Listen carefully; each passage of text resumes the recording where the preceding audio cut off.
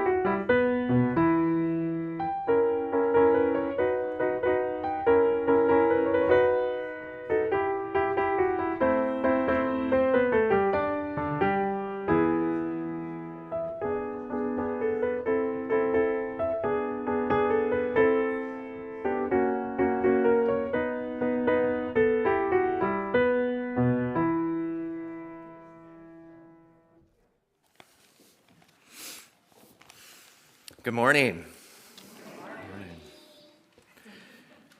Whoever you are and wherever you come from, for this hour, we here are one gathered congregation, and all are welcome.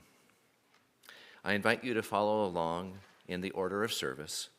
For those of you attending virtually, all the links for this service, including the order of service, are on our website and in this morning's worship service email. If you are here in the sanctuary this morning, and it is really good to see all of you, please silence your cell phones. My name is Brian Watson, and I was a Unitarian Universalist long before I had even heard of it. When I eventually read the Unitarian Universalist principles, I said to myself, that's what I believe. It took a while, but eventually I stepped through those doors one day, just like you all did this morning. And I was welcomed and made part of this fellowship community by you. Some of you were there at that time. Others of you have welcomed me since then, as I've welcomed you. That was about 25 years ago. And I'm a better person for having walked through those doors. To you all, I say thank you. To you all, I say welcome.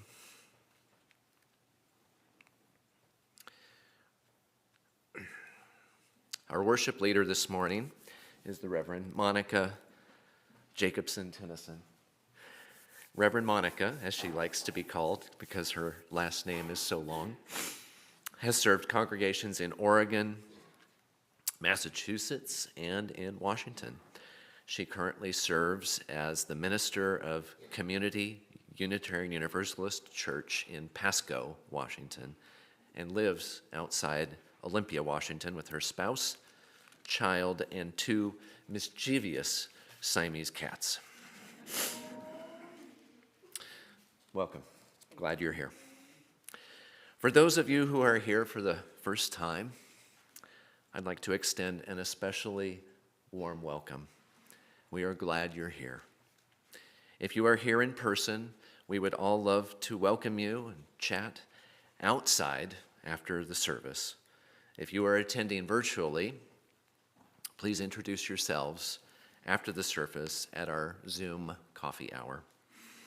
Everyone is welcome to attend our Zoom coffee hour directly after this service. The link is in the email that went out this morning and will show on your screen following this worship service. You will need to use the word coffee, password coffee with a capital C, to be admitted to coffee hour. The announcements are available on our website, kuuf.org, or on our weekly email newsletter, The Candle. I now invite Nathaniel Stewart Haskell to come forward and provide our land acknowledgement.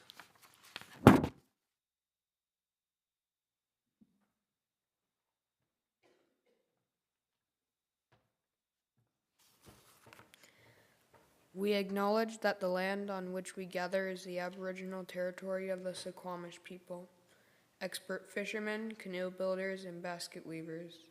The Suquamish lived in harmony with the lands and waterways along the Washington Central Salish Sea for thousands of years. Here the Suquamish live and protect the lands and waters of their ancestors for future generations, as promised by the Point Elliott Treaty of 1855.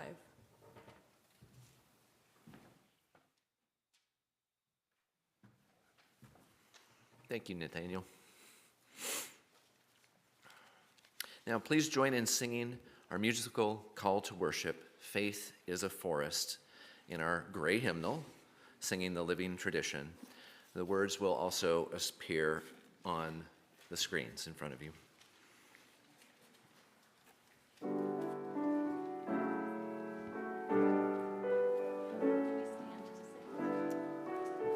Please rise as you're able and willing.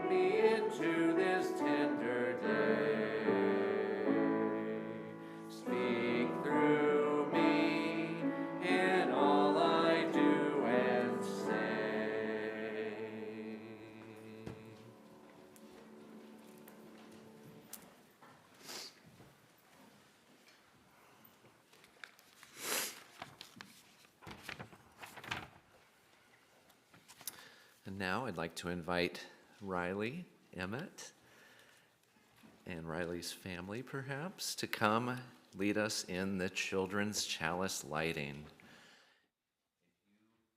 Have your own chalice or candle at home.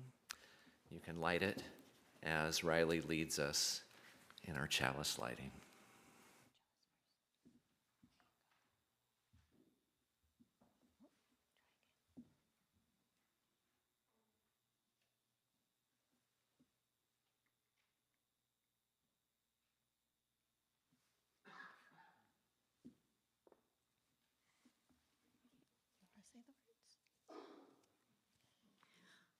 I offer you peace.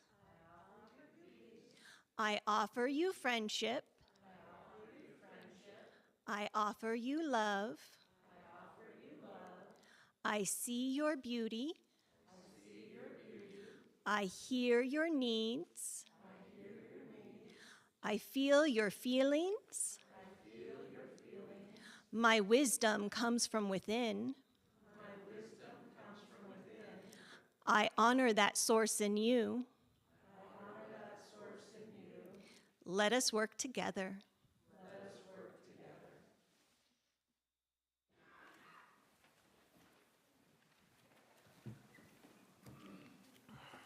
Thank you so much. Now please join with me in our spoken affirmation. The words will appear on the screen.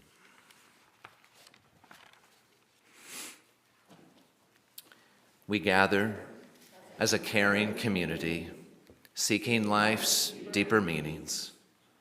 We value diversity and affirm the worth of all living things. We strive to speak truth in love, to act for justice, to grow in spirit, and to care for the earth. We celebrate with open hearts and minds the creative power that sustains and transforms us. And now I'd like to invite Melinda Hughes, our Director of Religious Exploration, to share our story for all ages.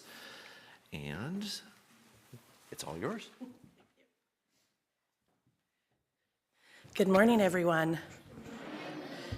So one of the things we do when we go up to the Matten building is we focus explicitly on Unitarian Universalism. And we have been focusing on our principles, or as we call them up there, our promises, the way we live together in community. And each week we focus on a different principle. So we call them the rainbow principles because it helps us remember. So we have each person is important, be kind in all you do, be free to work together and search for what is true, all people need a voice, build a fair and peaceful world, and care for Earth's lifeboat. Today's story focuses on the green principle. I have to say in my head, we seek to seek, so our seeking. So today's story is the white cat and the monk, and the very beginning of it, there are no words, so you really need to pay attention to the pictures as they show up on the screen, and you can follow Pengerban, who is the white cat.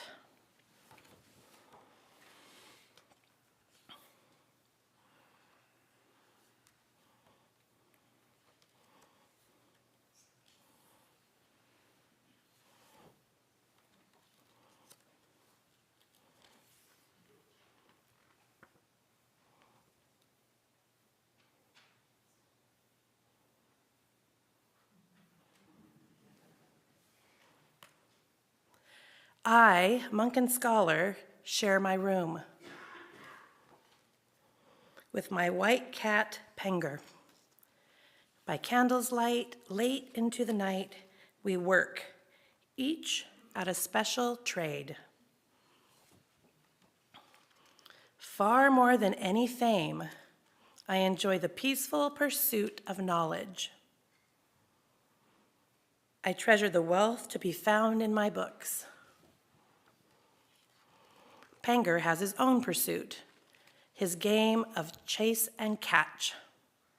The silent hunter, he sits and stares at the wall. He studies the hole that leads to the mouse's home. My own eyes, older and less bright than his, study my manuscript, hunting for meaning.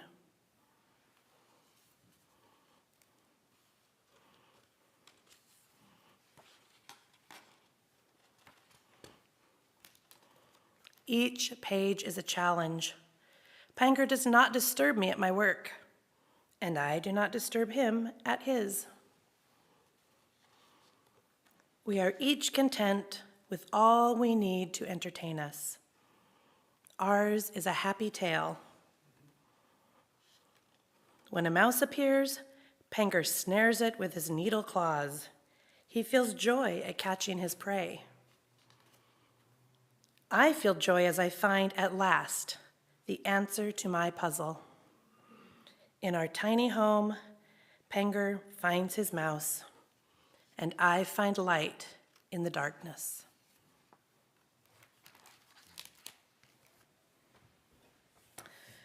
All right, and that is our story for this morning, Searching for Truth and Meaning. Please join together as we sing our children out to the Matten building. I don't know where my mask went.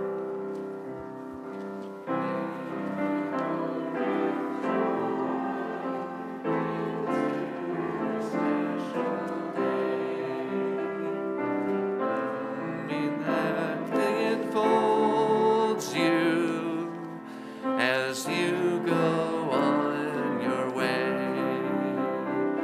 May you go with joy. May you go with joy.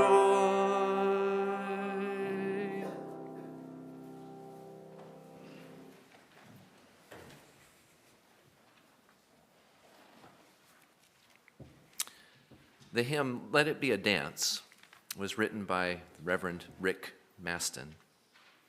Reverend Maston was a troubadour minister who performed his music and poetry before Unitarian Universalist congregations throughout the United States over a career spanning 5 decades.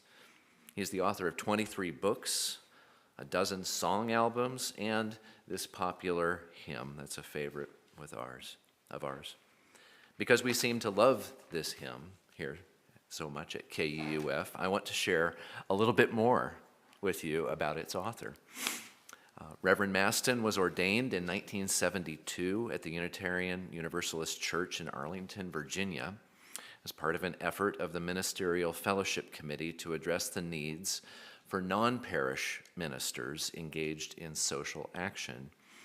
The first of these so-called specialized ministers was Howard Maston, who began working full-time with Cesar Chavez and the United Farm Workers in 1969. The category of specialized ministers was terminated in 1974, but Reverend Maston received his final fellowship in 1975. Over the years, Reverend Maston, usually accompanied by his wife, Billy Barbara Maston, toured the country in their Toyota camper, the Homesick Snail, giving concerts and staying at the homes of the ministers and parishioners they befriended along the way. Reverend Maston thus earned the distinction of preaching in more Unitarian Universalist churches, over 500, in 49 states, than any other minister in history. Reverend Maston died in 2008 in California. So, with that in mind, please enjoy singing our hymn, Let It Be a Dance, number 311 in our gray hymnal, Singing the Living Tradition. The lyrics will also appear on the screen.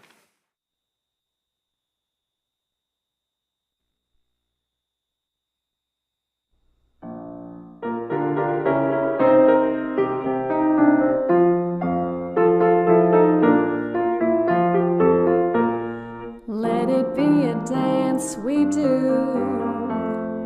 May I have this dance with you through the good times and the bad times too.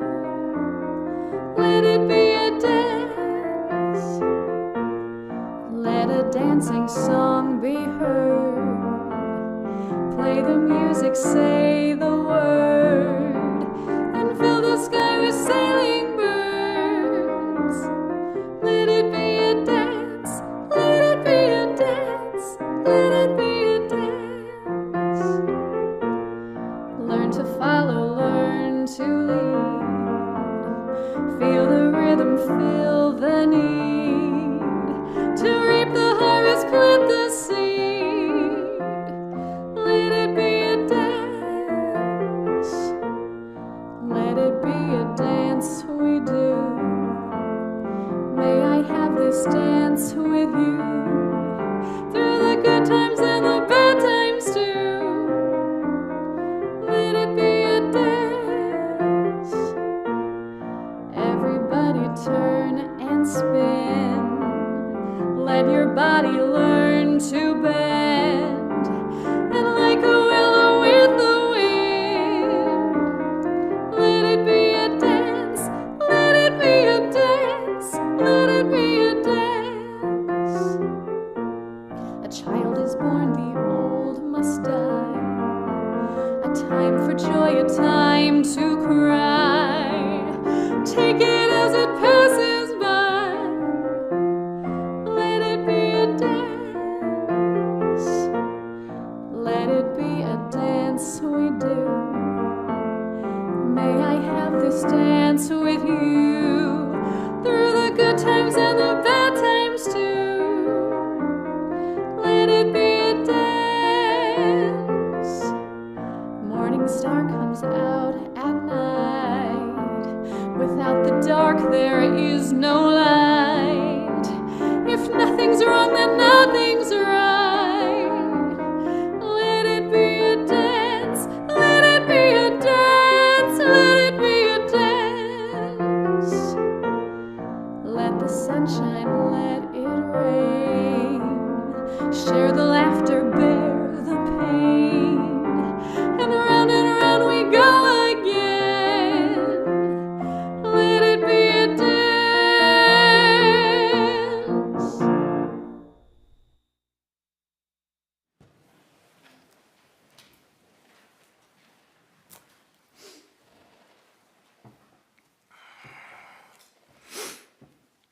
And now is the time for our morning offering.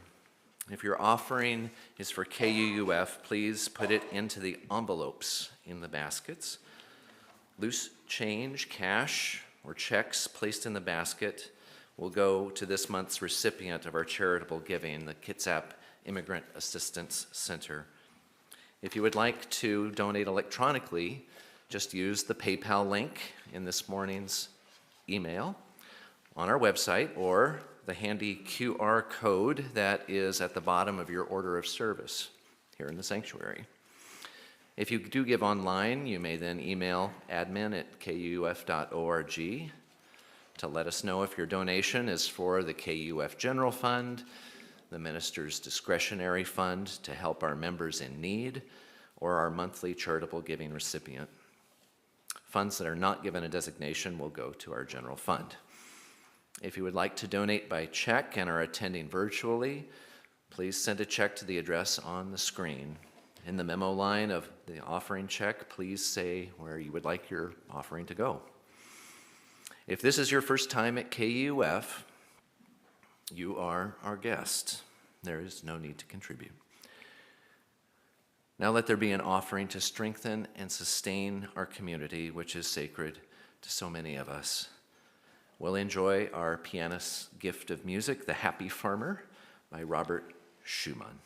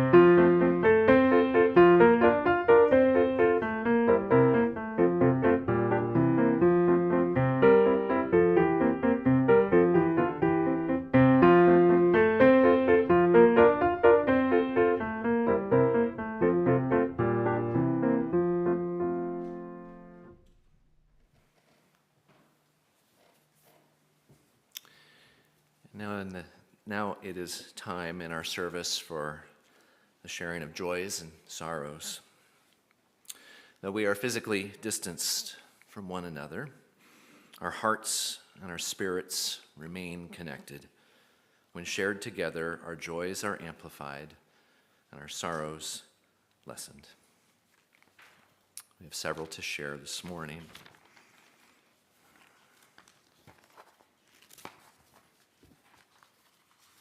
So first of all, we have a joy that Riley Emmett, who helped with our chalice lighting this morning, today is Riley's birthday.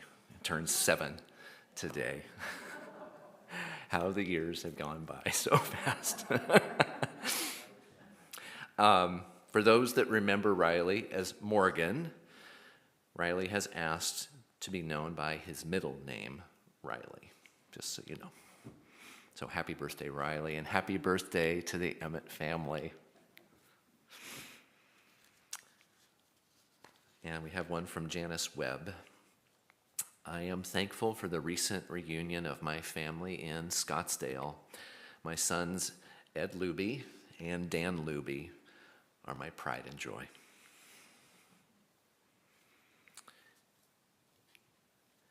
We have one from Vicki Barton, who shares the sad news that Sidney Cotton, a longtime friend of KUF, passed away after a long illness on the morning of May 27th, 2002.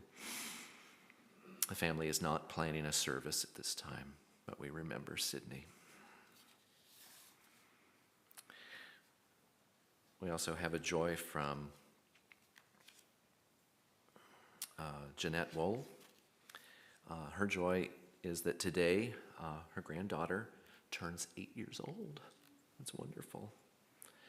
And it's her sorrow that today should be her son Kevin's 30th birthday.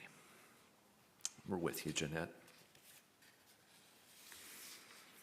And we have one last sorrow that is anonymous, but I think all of us here in this room and watching from home will share.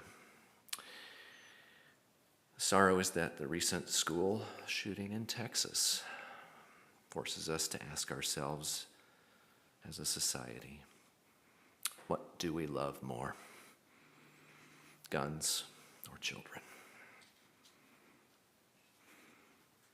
Our hearts go out to all the people who are suffering from gun violence.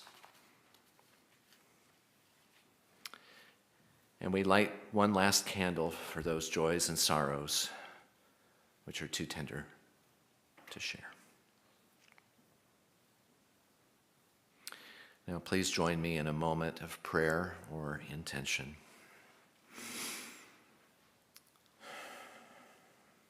In the spirit of community in which we find strength and common purpose, we share our joys, our sorrows, our hopes and dreams. We have turned our minds and hearts toward one another in trust, giving love, seeking comfort, and celebrating together. We are part of the web of life that makes us one with all humanity, one with all the universe.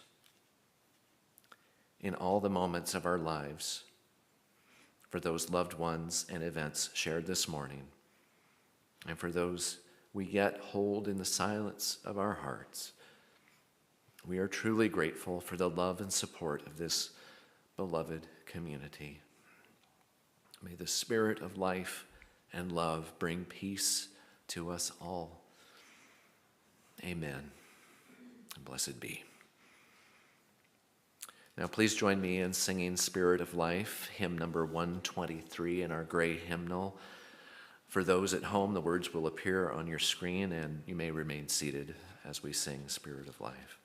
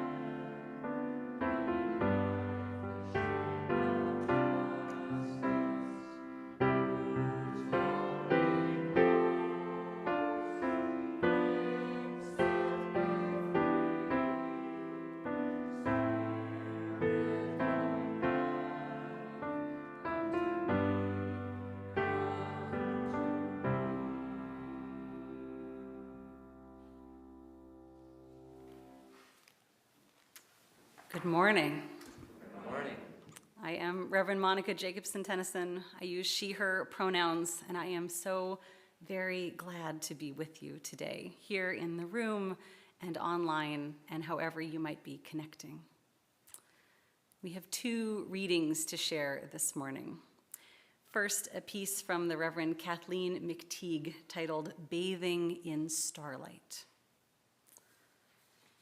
It was the end of a hectic day and the start of the kind of evening familiar to anyone who's juggling work and young children. Time is the enemy, relentlessly streaming past, leaving in its wake an endless clutter of unfinished tasks. Like a flustered hen in a barnyard, I clucked and fretted as I hustled my children along through homework, dinner, bath time, and bedtime stories, always trying to get things to move a little faster against the ticking clock. With the kids finally in bed a half hour later than I'd aimed for, I fussed my way out the door to give the dog her walk, bustling along as my fretful mind danced through a dozen other still unfinished chores. I was halfway down the driveway before I glanced up. My jaw dropped. There before me, the whole spread of the Milky Way splintered out across the clear black sky. Stars behind stars in the deep pool of space. And then I finally stood still, washed in starlight that had been traveling toward me for millions of years. I was brought to my senses and very nearly brought to my knees. Because bedtime had been late, my children were still awake. To their delighted surprise, the mother hen reappeared in their bedroom doorways, no longer clucking, and carried them one at a time, pajamas and all, out into the crisp winter air to bathe in that ancient light. Maybe this is all that we can bear of the cosmic perspective on time, this little glimpse of eternity that lets us see our small lives connected to everything else on so massive a scale. My awe at the immensity revealed in a clear night sky doesn't leave me feeling diminished or irrelevant. Instead, it reminds me that if we can be present exactly in the moment we are living, we can step outside of time altogether. We live immersed in that eternity, after all. We just forget until something like starlight wakes us up to it again.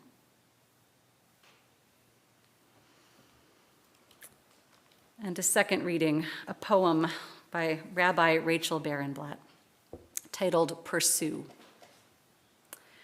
Run after justice the way an 8-year-old runs after the ice cream truck, chasing its elusive music. Sandals slapping asphalt until panting, calves burning, you catch it and taste sweetness.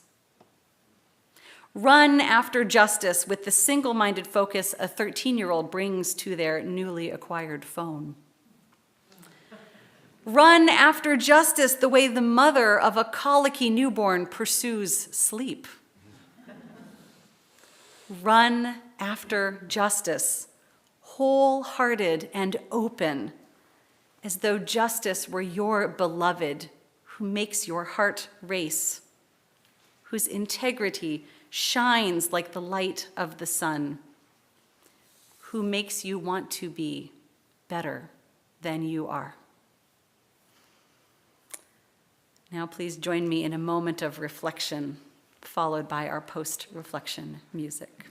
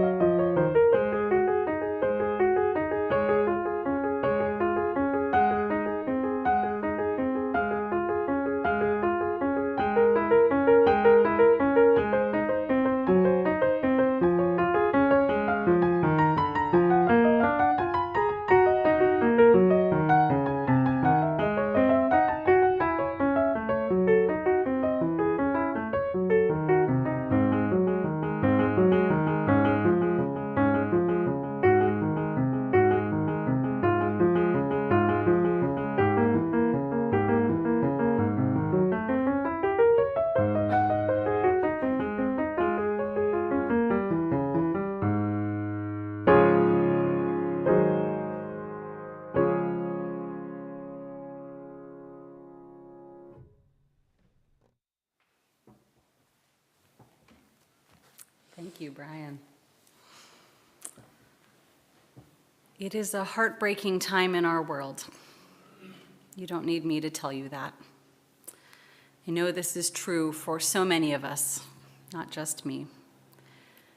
So before I begin, I want to say, whether the heartbreak you may be feeling is for the world or for people you don't know, or whether it is very close to home, let's just take a breath together.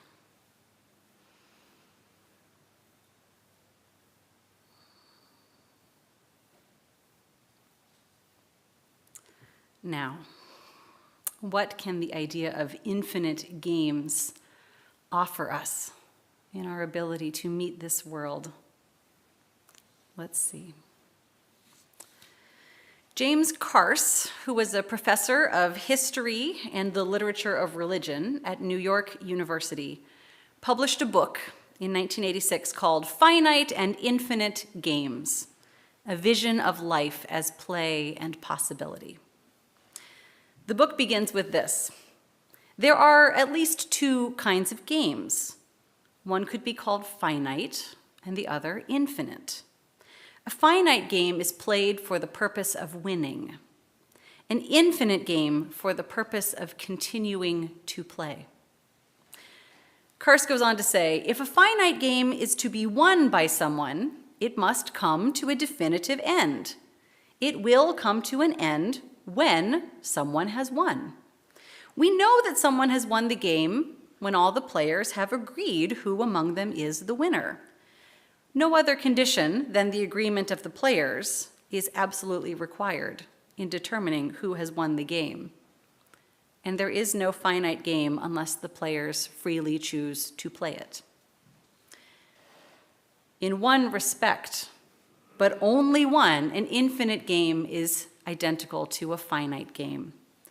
Of infinite players, we can also say that if they play, they must play freely. If they must play, they cannot play.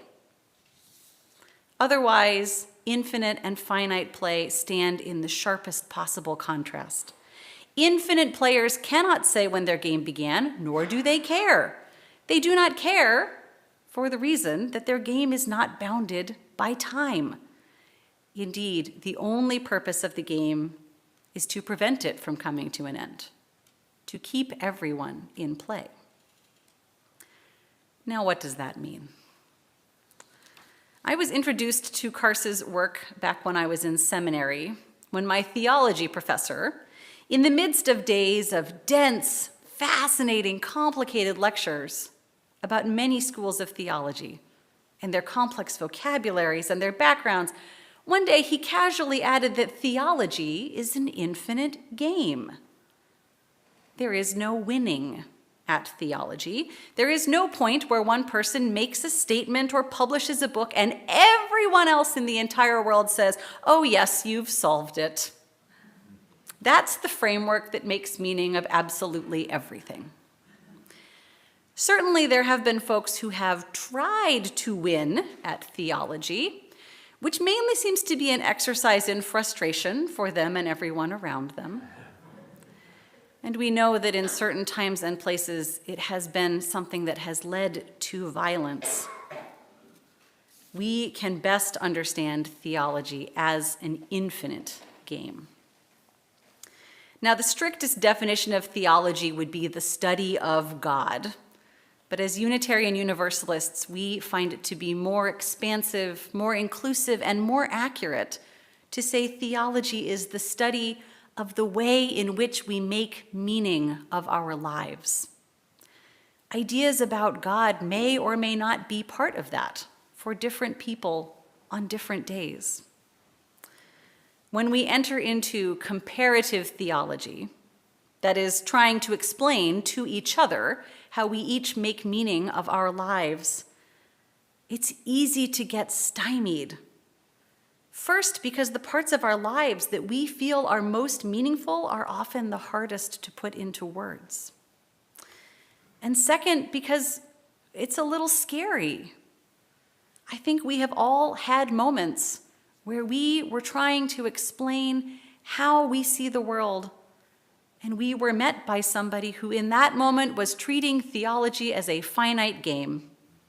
Somebody who felt, today I have all the ultimate answers, and now I'm going to make everybody else agree with me. This is a trap any of us can fall into.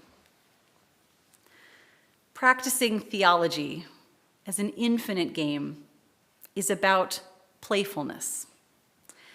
Karst writes, "To be playful is not to be trivial or frivolous, or to act as though nothing of consequence will happen. On the contrary, when we are playful with each other, we relate as free persons, and the relationship is open to surprise. Everything that happens is of consequence." It is, in fact, seriousness that closes itself off to consequence. For seriousness can be a dread of the unpredictable outcome of open possibility. To be serious can mean to press for a specified conclusion, and to be playful is to allow for possibility, whatever the cost might be to oneself. So playfulness is different than playing at, behaving as things don't matter. Playfulness in these infinite games is a posture that opens up creativity and expands our sense of time. It creates space and allows for us to engage in discernment.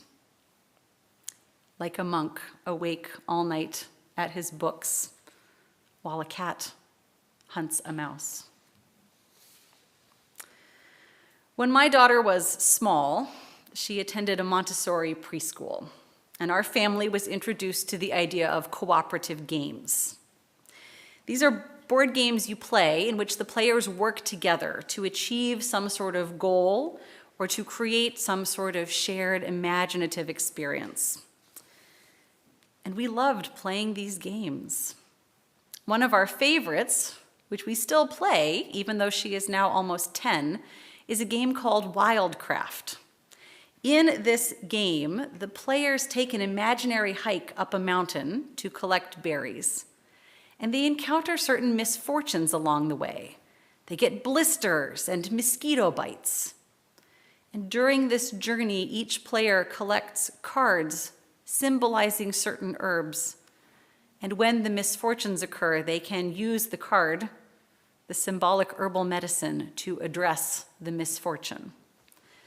Players can heal themselves and they can be healed by others.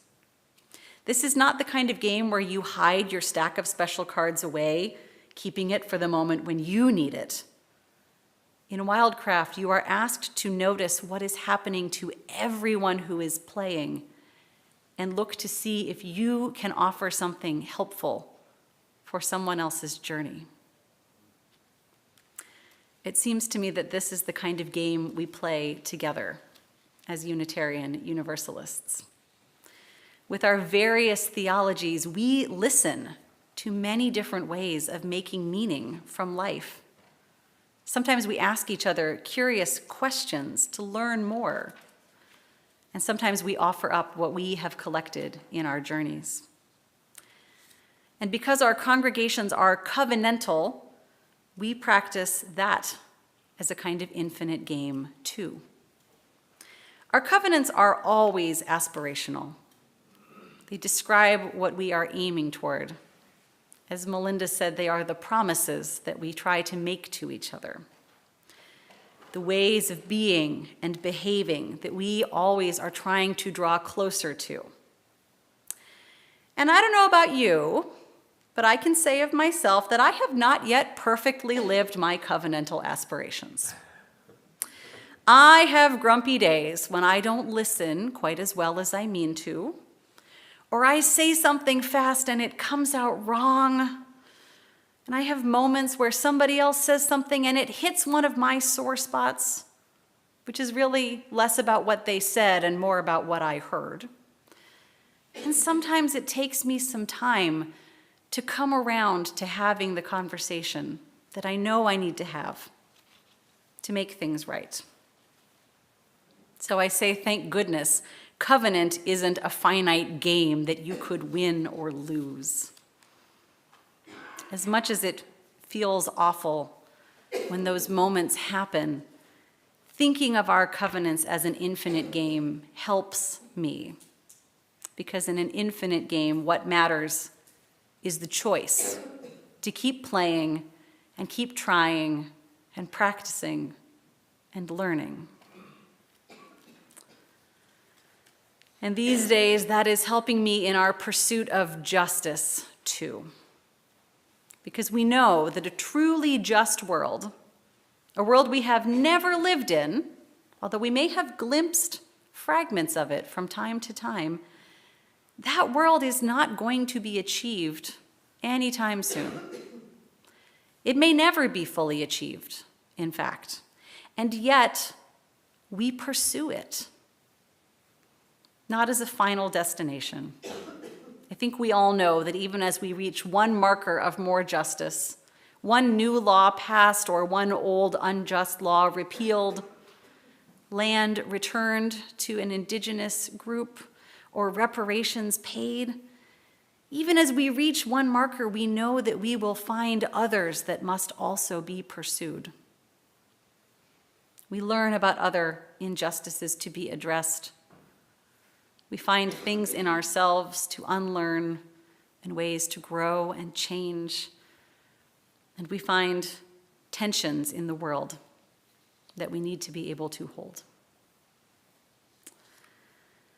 I read a thread recently on the website Tumblr, a group of young people talking about the lifestyle changes that we know will be needed to live in this world and to address climate change. The commenters were discussing their reactions to the idea of no longer having, for example, certain fruits that are out of season or come from far away. They said, "This is how I'm feeling when I think about the idea, maybe I will never eat an orange again because I don't live where citrus fruits are grown."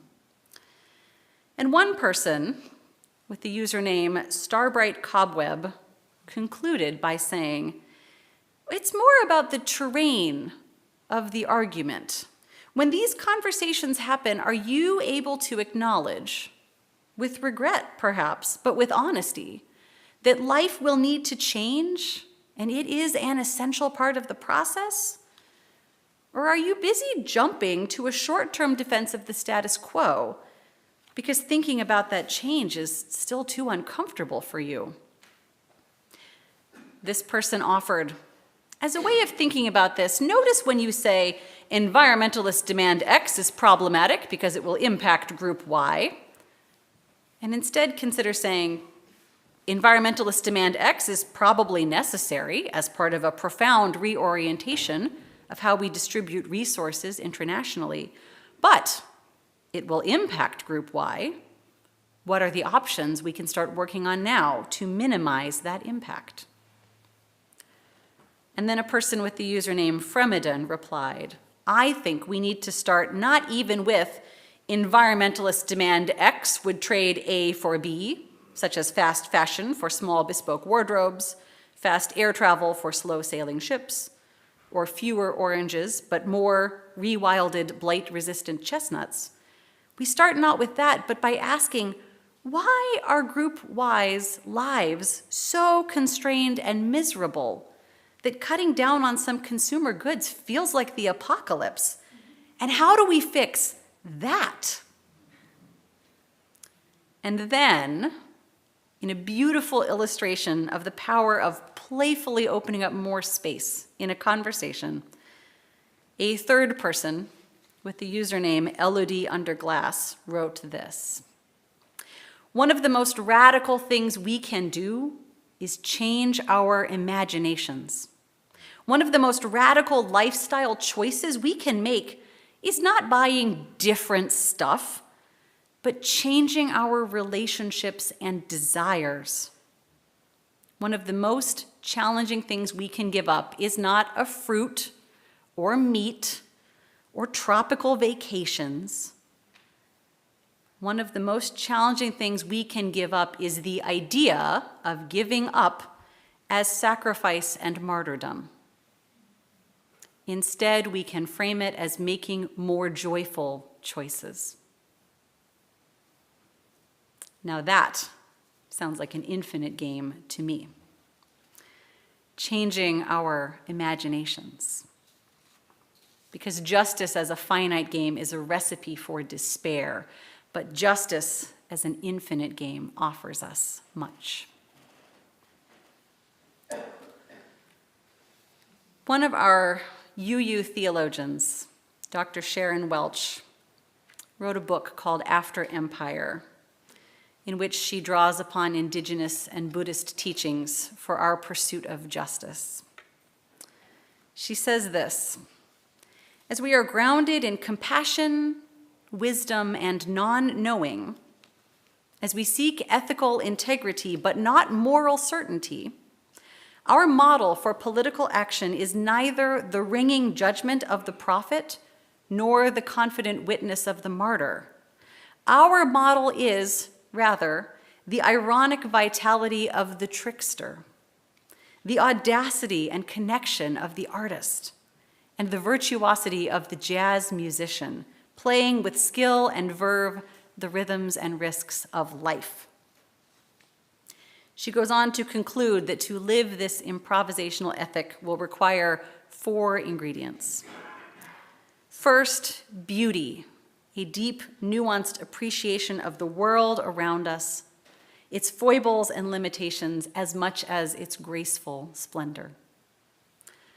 Second, irony, continuously remembering that our best efforts may produce the worst, and our worst serve as a catalyst for the best, acknowledging that what we do not know is always far greater than what we do perceive and comprehend.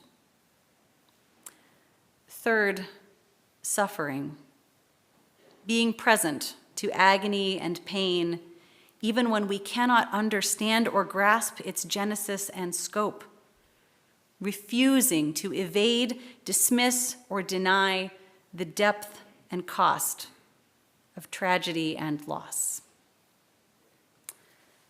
And finally, joy in the continued challenges of life. The satisfaction of belonging to generations who care deeply about suffering and yet also relish the wonders of friendship, connection, and beauty, the freedom of an open heart and a lively imagination, the sustenance of knowing that, whether we win or lose, we have seen and cherished the wondrous gift of life. To Welch's list, I would add love, which is implicit in her 4 ingredients. For me, love is the element that underpins beauty, helps me smile in times of irony, holds me in moments of suffering, and threads through experiences of joy. Even when it is very hard to face the world, love brings me back to the practices and this shared adventure we undertake. This life can be engaged as a finite game or an infinite game. We know that it is so terribly easy to think of our lives as something to win or lose. It's so easy to get tangled up in a capitalist version of real-life monopoly where we keep acquiring things endlessly, or where we get seduced into thinking that having the final word or the only correct answer is somehow what it's all about. Choose to see life as an infinite game, one you play for the joy of playing. An infinite game creates space for imagination, for creativity, for wonder. It expands time. Like Kathleen McTeague, getting her children back out of bed to bathe them in the starlight of the Milky Way. We know that being truly alive in this world will combine all 4 of Sharon Welch's ingredients: beauty, irony, suffering, and joy. And it invites us to hold love as well. Choosing to see the world this way makes space for possibilities. It helps us to keep on. So in that spirit, I would like to invite you to join me in singing a hymn which comes to us from the Black American tradition, a hymn that comes from generations of people enduring enslavement and struggling for more freedom. Hymn number 95, There Is More Love Somewhere. Be printed on the screen, and they are also in the gray hymnals.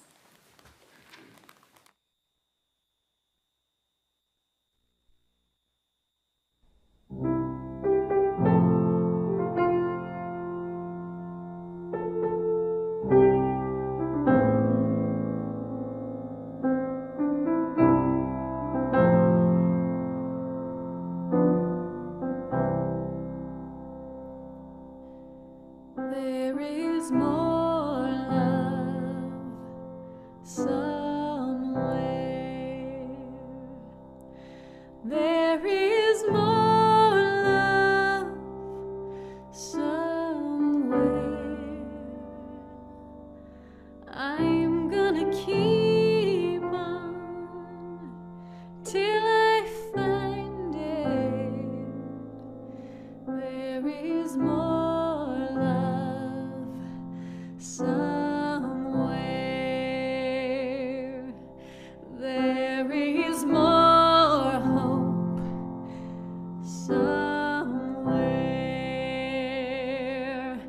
There is more hope somewhere.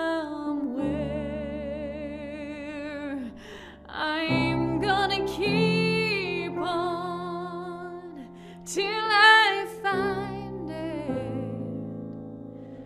There is more hope somewhere. There is more peace somewhere. There is more peace somewhere. I'm gonna keep on till I find it. There is more peace somewhere. There is more joy somewhere. There is more joy somewhere.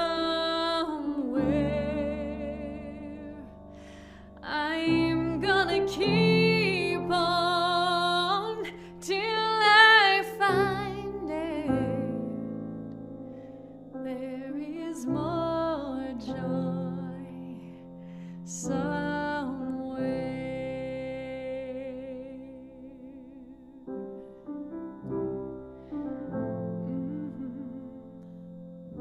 Somewhere.